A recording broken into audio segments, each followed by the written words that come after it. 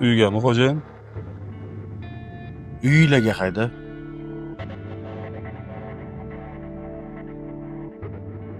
Xo'p.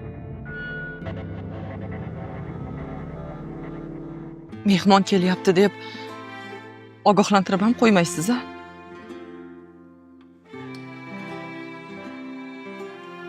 Doim shunaqa. Meni qarindoshlarim uyga kelay desa, dasturxonga qo'yishga 2 dona non topilmaydi.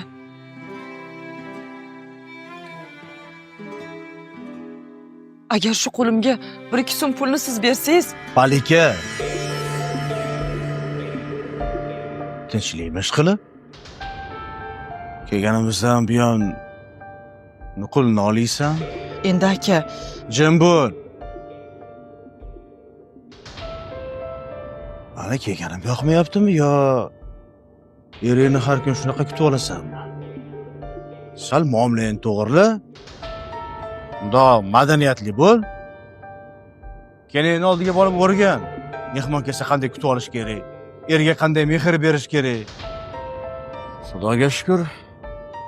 2 o'g'il, bir qizimiz bor.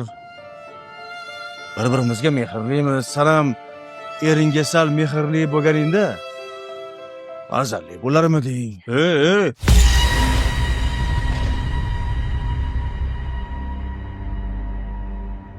Sen chiqib turgin, Malika. Jamshid bor? O'zingga ketib qolmadingmi? Hamma gapirsam sen gapirmagan madaniyat haqida, eshitdingmi? Yarim kechasi ogohlantirmasdan mehmonga borish qaysi madaniyatga to'g'ri keladi, ha? Sen o'rganib qolgansan-da, yarim kechasi uyingga mehmon olib kelib maishat qilishga. Xotining zaksga qilib turadi. Shunaqami? Mana qara, sening 7 yil bo'lgan menga xotin bo'lganiga.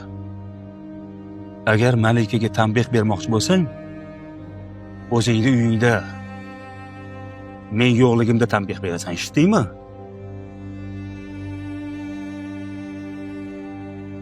Agar xo'jayinima gapiraveraman desang, adashasan. Ey, xo'jayinchiligingni ishxonangda qilasan.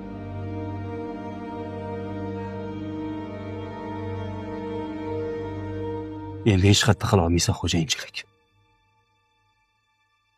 Jamshid, agar faqat mehr berish bilangina farzandli bo'lish mumkin bo'lganda edi, uyimiz farzandga to'lib ketgan bo'lardi.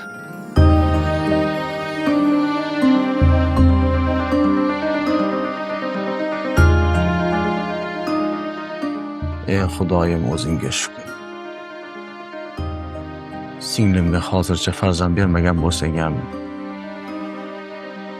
uni munosib himoya qiladigan umr yo'ldosh bergansan.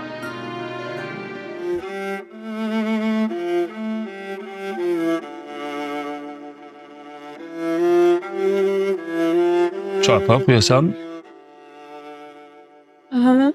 hozir.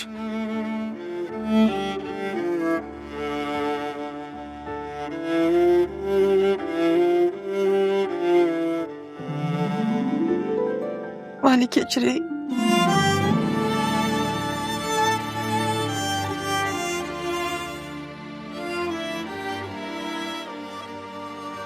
Bu-ku akang ekan. Seni hatto nohaq otangga ham xafa qildirib qo'ymayman.